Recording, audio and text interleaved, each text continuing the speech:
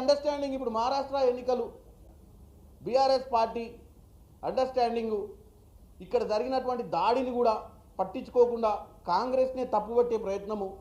ఎందుకంటే విజువల్స్ అందరూ చూసిరు కదా ఏం జరిగిందో. ఇంతింతలో రాళ్ళు తీసుకొని కార్ల మీద కొడుతున్నారు. ఎవరన్నా రైతులు కొడతారు అట్లా? కలెక్టర్ ఎంత సౌమ్యంగా అక్కడ వాళ్ళు పిలిస్తే వాళ్ళు ఏమనుకుంటో వినడానికి వెళ్ళిండు.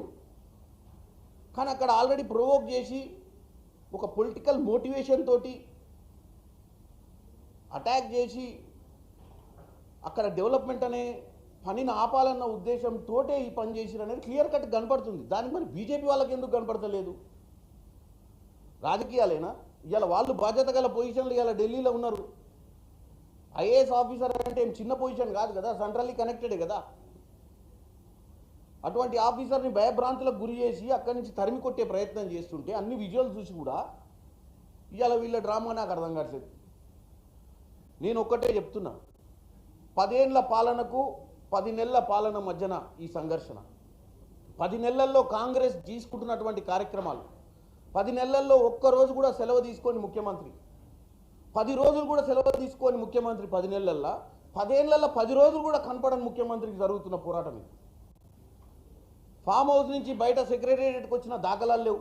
ఇవాళ రేవంత్ రెడ్డి గారు నాకు తెలిసి మనం ఒకసారి బ్యాక్ పోయి చూసుకుంటే లాస్ట్ 10 మంత్స్లో 11 మంత్స్లో ఒక 10 డేస్ అన్న విజిబిలిటీ లేకుండా, అది అమెరికా పోయినా, అది సౌత్ కొరియా పోయినా, పార్టీ కార్యక్రమాలు వేసినా, మహారాష్ట్రాల ప్రచారం చేసినా, కేరళలో ప్రచారం చేసినా, ఢిల్లీకి వచ్చినా, ఏడికి వచ్చినా విజిబుల్ అవుతున్నాడు. అంటే రేవంత్ రెడ్డి గారి ట్రాకింగ్ లాస్ట్ రేవంత్ రెడ్డి గారు మరి గత 10 ఏళ్లలో ముఖ్యమంత్రి ట్రాకింగ్ ఎవరి కాడుంది? ముఖ్యమంత్రి ఎక్కడ పోయిండు?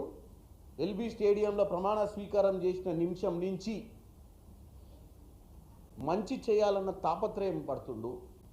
సరే 7 లక్షల కోట్లు అప్పు చేసి 7 లక్షల కోట్లు అప్పు చేసి రాష్ట్రానికి నెలకు 6 నుంచి 7,000 కోట్ల రూపాయల వడ్డీ కట్టే పరిస్థితికి వదిలేసిపోయిన వాళ్ళు, మేము వచ్చిన తర్వాత వీటన్నిటినీ ఎట్లా అధిగమించాలి, ఎట్లా ప్రజలకు ఇచ్చిన హామీలను నెరవేర్చాలి, ఎట్లా మనం ఈ మనకు నిధులు నియామకం తెచ్చుకున్న తెలంగాణను ఎట్లా గాడిలో పెట్టాలన్న పరేషాన్లో తిరుగుతున్నారు తప్ప మా వాళ్ళు దీన్ని ఎట్లా చేద్దామని చెప్పి ఏ స్కీమ్ ఆపదలుచుకోలేదు. ఏ స్కీమ్ రాలేదని చెప్పి ఓపెన్గా చెప్తున్నారు. 22 లక్షల మంది రైతులకు 18,000 కోట్లకు ఇచ్చింది అవాస్తవం. 18,000 కోట్లు భారతదేశంలో ఈరోజు ఏదన్నా గవర్నమెంట్ అంత సాహసం ఉన్న పరిస్థితులను ముఖ్యమంత్రి రేవంత్ రెడ్డి గారికి కూడా తెలుసు అసాధ్యమని. కానీ ఇచ్చిన మాట నిలబెట్టుకోవాలి అన్న ఉద్దేశంతో ప్రయత్నం చేస్తుంటే మీరు భారతదేశ వ్యాప్తంగా ప్రచారం చేసుకుంటారు తెలంగాణలో ఏం జరుగుతలేదు, తెలంగాణలో దోపిడీ జరుగుతుంది, తెలంగాణలో స్కామ్ జరుగుతుంది.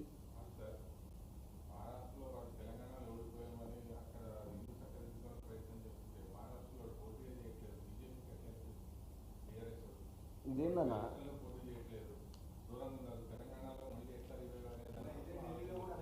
ఇగో ఇగో నేను ఇప్పుడు హిందీ వస్తుంది కదా, దీంట్లో హిందీ చదువు. నేను అనేది ఏంటంటే